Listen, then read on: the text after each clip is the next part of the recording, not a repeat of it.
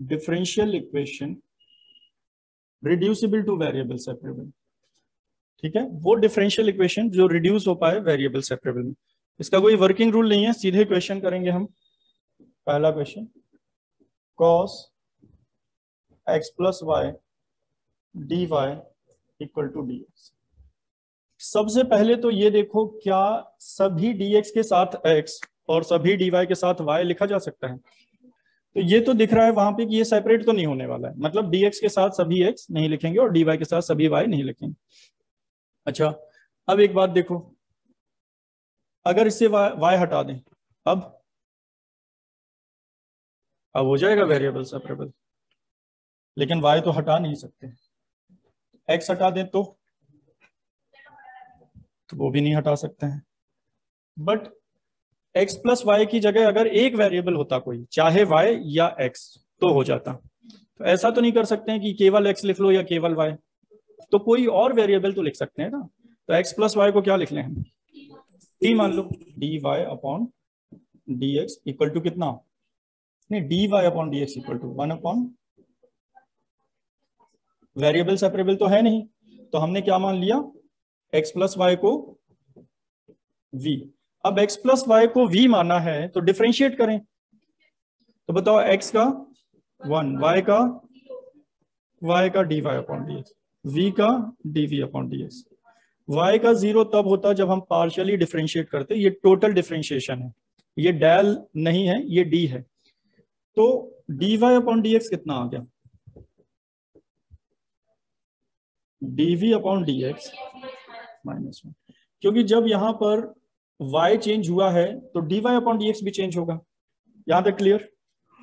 तो value put कर देते हैं, बताओ वैल्यू पुट करने पर क्या आया, dy अपॉन dx के प्लेस पर क्या आएगा, dv upon dx -1 equal to 1 upon कितना, cos v हो जाएगा।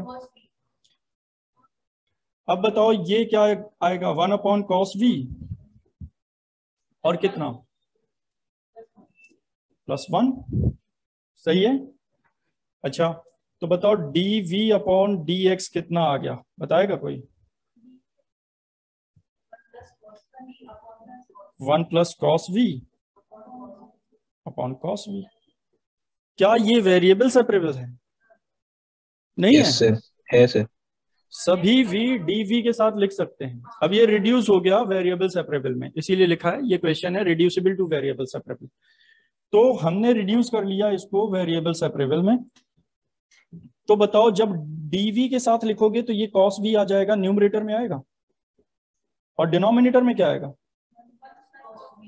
1 plus cos v equal to कितना, dx अपनी जगह, इंटीग्रेट करें, तो इंटीग्रेट करोगे तो क्या आएगा, cos v upon 1 plus cos v dv equal to integration क्या, dx, और क्या ऐड कर दें, c ऐड कर देंगे। अब इसका इंटीग्रेशन बताओ कैसे करें।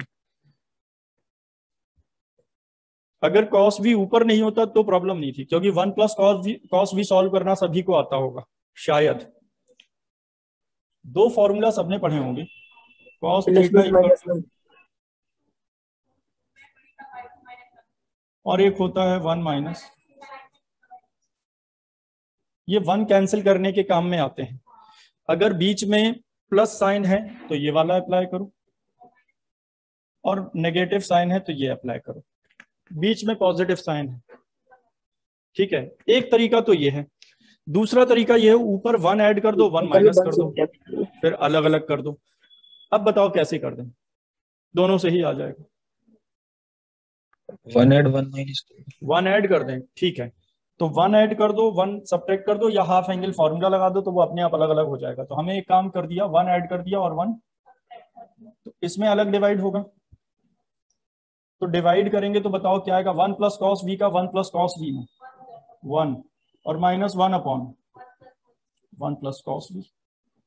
हाफ एंगल तो तब भी हमें अप्लाई ही करना पड़ेगा, x प्लस सी, dx का x हो गया, c एज इट इज। 1 का integration with respect to v,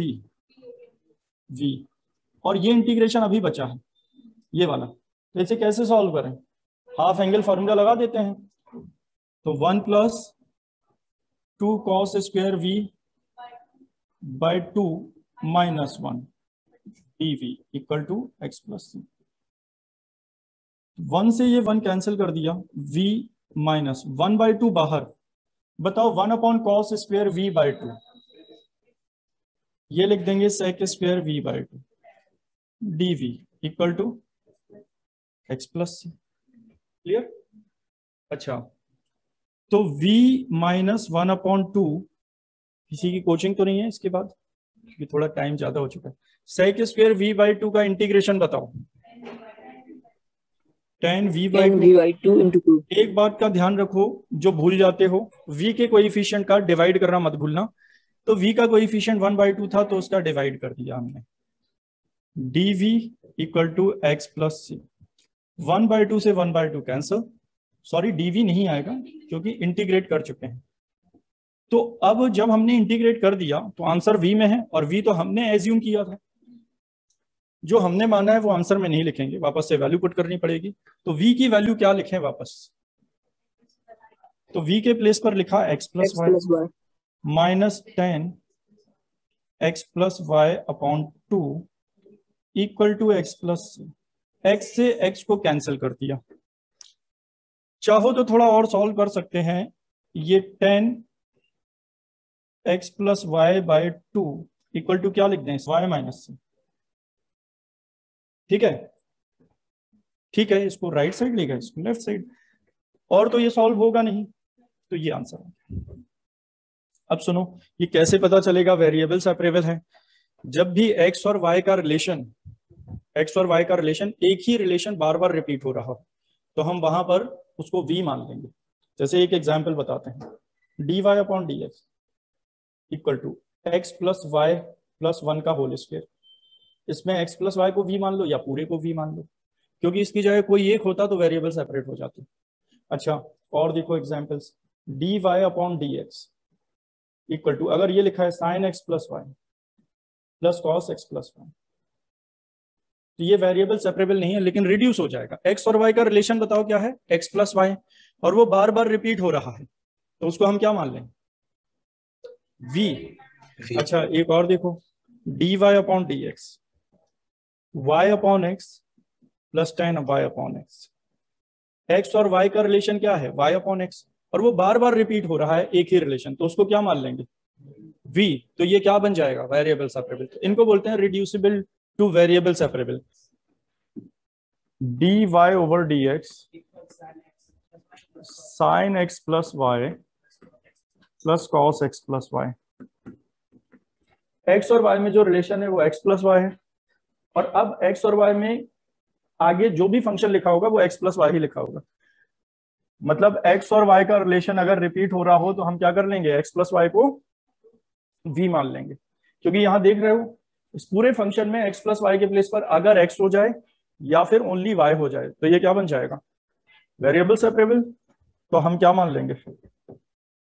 बोलो, let x plus y equal to v। Differentiate करोगे तो 1 plus d y over d x equal to d v over d x. Then d y over d x क्या आएगा? D v over d x minus 1। Value put कर देता है, d y upon d x के place पर d v upon d x minus 1 equal to sine x plus y के place पर v और कॉस एक्स प्लस वाई के place पर ओनली v। अब बताओ ये वेरिएबल सेपरेबल है या नहीं? 1 को राइट साइड लिख लेते हैं, dv over dx equal to 1 plus sine v plus cos v। बताओ अब क्या सारे x और सभी v सेपरेट हो सकते हैं? तो हो जाएंगे। क्या करें? dv upon 1 plus sine v plus cos v equal to dx। फिर क्या करोगे अगले स्टेप में? इंटीग्रेट कर दे, हाफ एंगल फॉर्मूला भी लगा देते हैं और इंटीग्रेट भी कर देते हैं। तो इंटीग्रेट करेंगे जब इसको, तो क्या ऐड करना होगा? आर्बिट्ररी कांस्टेंट ऐड कर देंगे, dv अपॉन, अब इस तरह के इंटीग्रेशन आगे भी आए। ये 1 plus cos v plus sine v है, अगर 1 प्लस साइन v होता या केवल 1 प्लस कॉस v होता, क्या करते हैं? पहले हाफ एंगल में चेंज करो। हाफ एंगल में क्यों चेंज करना है ये समझ लो। साइन या कॉस में अगर क्वाड्रेटिक बन जाए, क्वाड्रेटिक मतलब साइन और कॉस में जो इक्वेशन आएगी वो डिग्री 2 की होनी चाहिए, तो हम कॉस स्क्वायर का क्या कर सकते हैं, डिवाइड न्यूमरेटर और डिनोमिनेटर में। तो अभी ये लीनियर इक्वेशन है, साइन और कॉस की बात कर रहे हैं। साइन v और कॉस v दोनों की पावर क्या है 1। हाफ एंगल फॉर्मूला अप्लाई कर लेते हैं, 1 plus cos v plus, sorry half angle formula apply करते हैं तो 1 plus half angle formula sine v का 2 sine v by 2 cos v by 2, cos v का half angle formula 2 cos square v by 2 minus 1 equal to dx का x आएगा plus c, 1 से 1 cancel. क्या अब ये डिग्री 2 है, कॉस में तो डिग्री 2 है ना, क्या कर देंगे, किसका डिवाइड करोगे, कॉस स्क्वायर v बाई 2। कहां डिवाइड करेंगे, मतलब न्यूमरेटर में भी और डिनोमिनेटर में भी, dividing by cos square v by 2 in numerator and denominator. ठीक है, डिवाइड करेंगे तो बताओ क्या आएगा। जब डीवी में करोगे डिवाइड तो कितना मिलेगा, कर पाओगे डायरेक्ट, चलो लिख लेते हैं d v upon cos square v by 2। और यहां बताओ डिनोमिनेटर में डिवाइड किया जब हमने, तो 2 sine v by 2 cos v by 2 और plus 2 cos square v by 2 upon cos square v by 2। वैसे ये स्टेप हमें डायरेक्ट लिख लेना चाहिए। आगे क्या आएगा, dv equal to X plus C. जब अब न्यूमरेटर में बताओ क्या आएगा, 1 upon cos square sec square v by 2। Denominator देखो ध्यान से, जब डिवाइड करेंगे अलग अलग मतलब एलसीएम को ब्रेक करेंगे तो इस कॉस से ये वाला कैंसिल हो जाएगा और ये भी कैंसिल हो जाएगा। बताओ क्या, 2 tan v by 2 plus only 2 dv equal to X plus C. कैसे करें इंटीग्रेट, हमने ये पढ़ा है अगर डिनोमिनेटर का डिफरेंशिएशन न्यूमरेटर में है सीधे लॉग डिनोमिनेटर लिख लेते हैं, कल कई सारे क्वेश्चन भी किए हैं इस पर।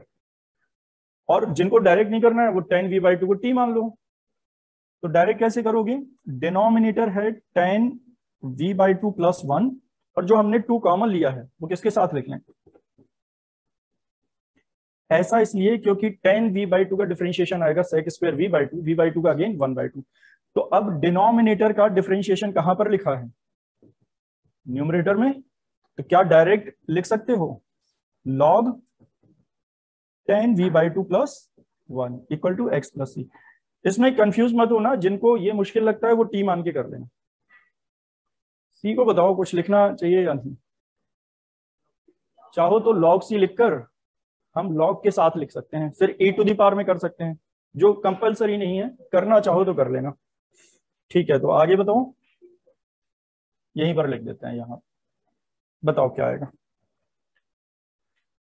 तो c को क्या लिख सकते हो, log c, log को सेपरेट करो तो log m minus log n, direct लिख लेते हैं ये log 1 plus tan v by 2 upon c equal to x, 1 plus tan v by 2 upon c equal to e to the power x आ जाएगा। log को LHS से हटाएंगे, ये बिल्कुल भी जरूरी नहीं है, log के टर्म में भी छोड़ सकते हो आंसर।